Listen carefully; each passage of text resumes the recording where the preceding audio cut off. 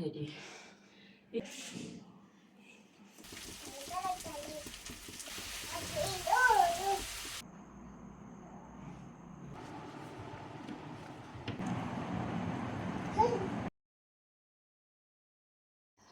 টাকা কম মানেই কি সংসার থেমে যাবে? একদমই না। একটু বুদ্ধি করলেই 2 দিনের খাবার খুব সহজেই ম্যানেজ করা যায়। কিভাবে? চলুন দেখাই। আসসালামু আলাইকুম। আজ থেকে কিন্তু বাচ্চাদের পরীক্ষা শুরু হয়েছে। সকালবেলা ঘুম থেকে ডেকে উঠেছি। তারপর আবার ওদেরকে একটু দেখাচ্ছিলাম, এই যে একটা কলা আর 2টা ডিম যদি তুমি খেয়ে যাও তাহলে 100তে একটু মজা করছিলাম আর কি। তারপর ডিম ভেজে নিলাম।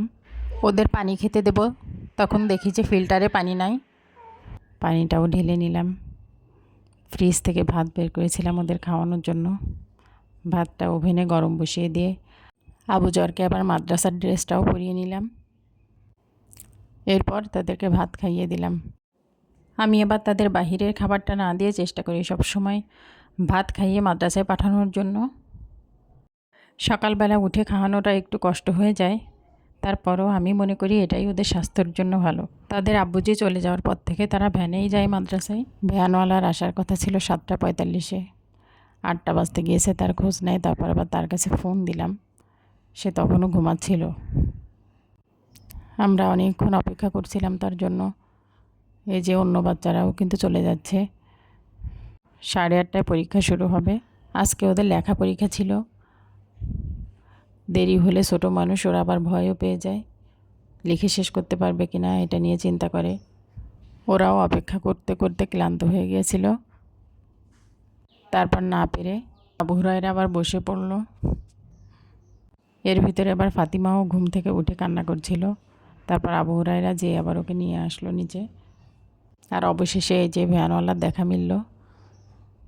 পরীক্ষার আরও 15 মিনিট আগেই ওদের ক্লাসরুমে পৌঁছানোর কথা, এখানে 8:15-ই উনি নিতে এসেছে। আমারও একটু টেনশন হচ্ছিল, আর পৌঁছাতে হয়তো 8:30 বেজে যাবে। যাই হোক, আল্লাহ যেটাই ঠিক করেছে সেটাই হবে, আল্লাহ ভরসা। ওদেরকে দিয়ে আমি আবার ফাতিমাকে নিয়ে উপরে চলে আসলাম। ফাতিমার ঘুম আসছিল, ফাতিমাকে আবার ঘুম পাড়িয়ে দিলাম। ফাতিমাকে পায়ে দোল দিয়ে ঘুম পাড়িয়েছি। এর ভিতরে আবার ফোন দিচ্ছিল যে গ্রাম থেকে দুধ ডিম এগুলো নিয়ে এসেছে। নিচে দাঁড়িয়েছিল, আমি এবার তাড়াতাড়ি নিচে নেমে আসলাম। এই যে অনেক দুধ, আমি আর আমার বড় বোন 2জনে ভাগ করে নিব। সারা মাস এটাই খাবো, আবার সামনের মাসে নিয়ে আসবো ইনশাআল্লাহ। এখানেও দুধ কিনতে পাওয়া যায়, কিন্তু তা দিয়ে মাঝে মাঝে পাউডারের গন্ধ বের হয়। আবার দুধটা অনেক পাতলাও হয়, তাছাড়া আবার দামও বেশি। ডিমও এখানে পাওয়া যায় ঠিকই, কিন্তু 4টা কিনে আনলে অনেক সময় দেখি 2টাই নষ্ট, তখন সত্যিই খারাপ লাগে। শুধু তাই না, সোনালি মুরগির ডিমও আবার দেশি মুরগির ডিম বলেও বিক্রি করে। তাই নিশ্চিন্ত থাকার জন্যই এই ব্যবস্থা আর কি। আমরা আবার দুধগুলো বালতিতে নামিয়ে নামিয়ে অল্প অল্প করে উপরে ওঠালাম সব। যারা এগুলো বয়ে নিয়ে আসে তাদের অনেক কষ্ট হয়ে যায়, কিন্তু আমার ছেলেদের একটু সমস্যা আছে। ডাক্তারই তাদের বলে দিয়েছে গ্রাম থেকে দেশি মুরগি, দেশি গরুর দুধ এগুলো কিনে খাওয়াতে। তাই অনেকটা বাধ্য হয়েই এগুলো করা লাগে। আমার আম্মাই গ্রাম থেকে এগুলো কিনে দেয়, তারও কষ্ট হয়ে যায় অনেক, কিন্তু কি আর করা, বাচ্চাদের অসুস্থতার জন্যই এই মানুষগুলোকে কষ্ট দিতে হয়। আর এই যে ডিমগুলো এইভাবে নিয়ে আসে গ্রাম থেকে, যাতে ভেঙে না যায়। এই যে কাজের ভিতর ফাতিমা কিন্তু আবার উঠে পড়েছে। আর এই ডিমও কিন্তু আমি আর আমার বড় বোন 2জনে ভাগ করে নিব। এই যে ডিমগুলো নিয়ে আমি এখন উপরে চলে আসলাম। তারপর গ্রাম থেকে যে এসেছিল ওনাকে খাবার দিয়ে দিলাম। আর আমি আমার এই ফ্রিজের ড্রয়ারটাতে সবসময় ডিম রাখি, এজন্য অনেক নোংরা হয়েছিল, সেটা ধুয়ে পরিষ্কার করে তারপর ডিমগুলো রেখে দিলাম। ডিম ছাড়া আমাদের চলেই না। অনেক দিন ডিম শেষ হয়ে গিয়েছিল, বাজার থেকে হাঁসের ডিম কিনে খেয়েছি। যখন কিছু করতে না পারি তখন একটা ডিম ভেজে দিলে বাচ্চাদের খাওয়া হয়ে যায়। আর অনেক বাচ্চারা আছে ডিম দুধ খেতে চায় না, কিন্তু আমার বাচ্চারা অনেক পছন্দ করে খায় ডিম আর দুধ 2টাই। এই যে আমার আবুজর কিন্তু পরীক্ষা দিয়ে চলে এসেছে। সে কিন্তু আবার আমাকে বলছে যে আম্মু আমাকে কোলে নাও। আমি আবার বললাম তুমি তো বড় হয়ে গিয়েছো, তোমাকে আমি কিভাবে কোলে নিব। তারপর সে একা একাই চলে গেল। আর এই যে দুধ খেয়ে আমি কিন্তু বোতলগুলো পরিষ্কার করে রেখে দেই। বোতলগুলো যাওয়ার সময় আবার নিয়ে যাই, আবার ওইটাতেই দুধ নিয়ে আসে। সে কিন্তু বালতি আর বোতলগুলো নিয়ে রওনা হয়ে গেল গ্রামে যাওয়ার উদ্দেশ্যে। আবু হুরায়রা আর আবুজর তো পরীক্ষা দিতে যাওয়ার সময় খেয়ে গিয়েছিল, আর আমি আর ফাতিমা তো এখনও খাওয়া দাওয়া করিনি। তাকে বিদায় দিয়ে আমরা উপরে চলে আসলাম। এসে আমি আগে খেয়ে নিচ্ছিলাম আর আবুজরের প্রশ্নটাও দেখে নিচ্ছিলাম। আমার আবুজর আবার পরীক্ষায় নাম্বার কম পেলে কিন্তু খুব মন খারাপ করে, কিন্তু সে প্রতিবারই না বুঝে কিছু না কিছু ভুল করে রেখেই আসে।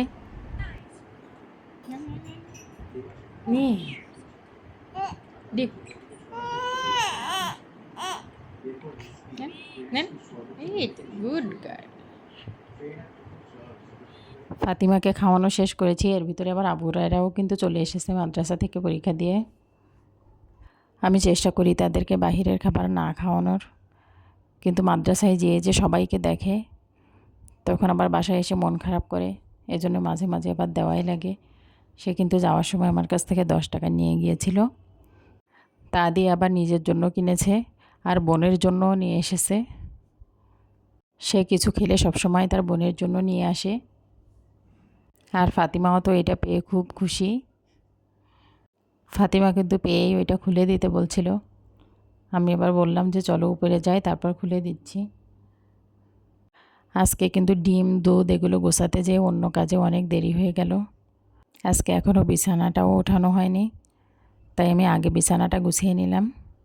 বিছানাটা অগোছালো দেখলেও মনটা কেমন জানি অস্থির হয়ে যায়, মনে হয় সব কিছুই এলোমেলো। তাই আগে বিছানাটা গুছিয়ে নিয়ে তারপর অন্য কাজগুলো শুরু করব ইনশাআল্লাহ। ওদিকে কিন্তু আবার কাপড় চোপড় ধুয়ে রেখেছিলাম, কালকে মেলে দিতে পারিনি, সেগুলো আগে নিয়ে গেলাম ছাদে মেলে দেওয়ার জন্য। আর কাপড় চোপড়গুলো মেলে দিয়ে এসে সোজা চলে আসলাম রান্নাঘরে। আজকে রান্না করব লাউ। 40 টাকা দিয়ে বড় একটা লাউ নিয়ে এসেছিলাম।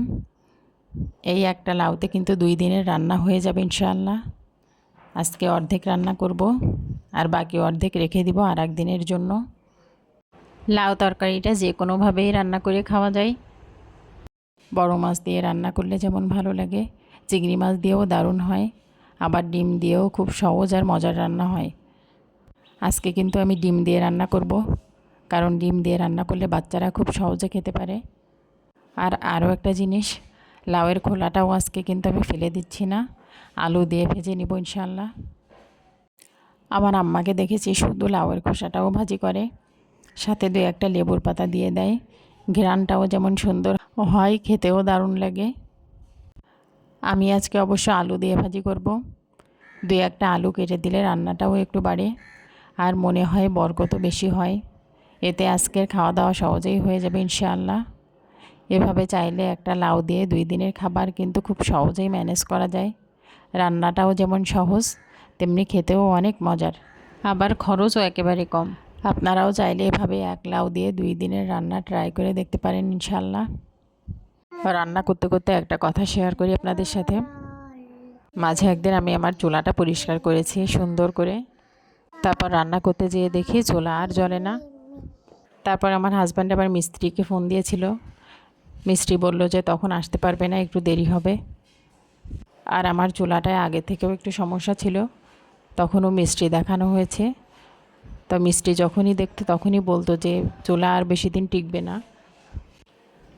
তারপর যখন দেখলাম 2টা চুলার একটা চুলাও জ্বলছে না, ভাবলাম মিস্ত্রি যা বলেছিল সেটাই হয়তো হয়েছে, চুলাটাই মনে হয় নষ্ট হয়ে গিয়েছে। তারপর আমি আর আমার হাজব্যান্ড সেই সময়ই যেয়ে চুলা কিনে নিয়ে এসেছিলাম, 1 বার্নারের একটা চুলা কিনে বাসায় ঢুকেছি। মিস্ত্রিও এসেছিল সেই সময়। এসে দেখে যে পাইপটা এমনভাবে চাপ খেয়ে আছে যে গ্যাস পাস হতে পারছিল না, যার কারণে একটা চুলাও জ্বলছিল না। আমি যখন পরিষ্কার করেছিলাম চুলাটা তখন হয়তো এরকম হয়েছে, আমরা তো আর বুঝি না। ওদিকে চুলাও কেনা শেষ, আর এ চুলাটা তো আল্লাহর রহমতে এখনও ভালো চলছে। মাঝে যখন আমি রান্নাঘরটা গুছিয়ে নিয়েছিলাম তখন ওই একটা চুলাই এখানে রেখেছিলাম, ভেবেছিলাম যে আমার হাজব্যান্ড চলে গিয়েছে, এখন রান্নাবান্না যেহেতু কম এক চুলাই হয়ে যাবে, কিন্তু দেখি সময়ের সাথে পেরে উঠছি না, তাই আবার 2 চুলাই বসিয়ে নিয়েছি। আমার রান্না করতে করতে কিন্তু জোহরের আজান দিয়ে দিয়েছিল। আমার 2 ছেলে আবার গোসল করে নামাজে চলে গেল। এদিকে আমার লাউটাও সিদ্ধ হয়ে এসেছে, আমি এবার ডিমও ভেঙে দিয়ে দিলাম। লাউর তরকারিটা গরমের তরকারি, কিন্তু শীতের সময় খেতে বেশি ভালো লাগে। এই যে আমার রান্না কিন্তু শেষ, তরকারিটাও নামিয়ে নিলাম। আর ওদিকে আবার ভাজিটা নামিয়ে ভাতটাও বসিয়ে দিয়েছিলাম। এই যে ভাত রান্নাও কিন্তু হয়ে গিয়েছে। আর ওরা 2 ভাই তো গোসল করে নিয়েছে একা একা। আমি রান্নাবান্না শেষ করে আবার ফাতিমাকে গোসল করিয়ে দিলাম। ফাতিমা তার ভাইদের দেখেই সেই থেকেই গোসল করতে চাচ্ছিল। রান্নাবান্না শেষ, বাচ্চাদের গোসলও শেষ, এখন ঘর ঝাড়ু দিতে হবে। ঘর ঝাড়ু দেওয়ার আগে আমি 2-1টা জিনিস একটু মুছে নিচ্ছিলাম। ডেইলি 2-1টা জিনিস মুছে না নিলে একসঙ্গে সব মুছতে গেলে অনেক সময় লাগে, তাই চেষ্টা করি প্রত্যেক দিনই 2-1টা জিনিস মুছে নিতে, তাহলে সব কিছু পরিষ্কারও থাকে আর একবারে অনেক প্রেশারও নিতে হয় না। আর আমাকে কাজ করতে দেখে আমার ছেলেটাও কিন্তু আমাকে একটু হেল্প করছিল। জিনিসপত্রগুলো এত মুছি, তারপরেও সবসময় ধুলা জমতেই থাকে, আর ধুলা জমলেই তো মহিলাদের কাজ করার সুযোগ বাড়ে, তাই না? অলস হওয়ার সুযোগ কিন্তু একেবারেই নাই। এভাবেই সবসময় ধুলাও জমবে আর আমাদের মুছে পরিষ্কারও করতে হবে। যাই হোক, সব কিছু মুছে নিয়ে ঘরটাও ঝাড়ু দিয়ে নিলাম। বাচ্চারা আবার বারবার বলছে ওদের ক্ষুধা লেগেছে, তাড়াতাড়ি ঘরটা ঝাড়ু দিয়ে পরিষ্কার করে ওদের জন্য খাবার রেডি করলাম। এই যে আমি ওদেরকে ভাত দিয়ে দিয়েছি, ওরা 3 জনে খেয়ে নিচ্ছিল। আর আমি কিন্তু ঘরটা ঝাড়ু দিয়েই ওদের খাবার দিয়েছিলাম। আর ওদের খাওয়ার ভিতরে আরও 2 বার, খাওয়া শেষে আরও 1 বার, এই 3-4 বার কিন্তু ঘর ঝাড়ু দেওয়া শেষ অলরেডি। এভাবেই কাজ করতে করতে ওদের নিয়ে কোন পাশ দিয়ে যে সময় যায় টেরও পাওয়া যায় না। আজকে কিন্তু দুপুরবেলা খাওয়া দাওয়া শেষ করে আমরা সবাই মিলে লম্বা একটা ঘুম দিয়েছি। এই যে সন্ধ্যাবেলা আবার দুধ জাল করে নিচ্ছিলাম। হুজুর এসেছিল, হুজুরকেও একটু নাস্তা দিয়ে দিলাম। আর আমার একটা পার্সেল এসেছিল, একটা বই নিয়েছি, সেটাও আনবক্সিং করলাম আপনাদের নিয়ে। বইটা কেমন পড়ে আপনাদের রিভিউ দেব ইনশাআল্লাহ।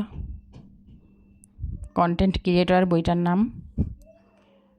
আর যদি কেউ অলরেডি পড়ে থাকেন তাহলে জানাবেন বইটা কেমন। যারা ভিডিওটি এ পর্যন্ত দেখলেন কিন্তু একটা লাইক দেননি, প্লিজ লাইক দিয়ে দিবেন। আপনার একটা লাইক ভিডিওটি আরও অসংখ্য মানুষের কাছে পৌঁছে দেবে আর আমাকেও আরও নতুন ভিডিও বানাতে উৎসাহিত করবে। আর আপনি যদি এই ধরনের ভিডিও দেখতে পছন্দ করে থাকেন তাহলে অবশ্যই সাবস্ক্রাইব করেও পাশে থেকে যেতে পারেন। আপনার একটু সহযোগিতা আমাকে আরও উপরে উঠতে সাহায্য করবে ইনশাআল্লাহ।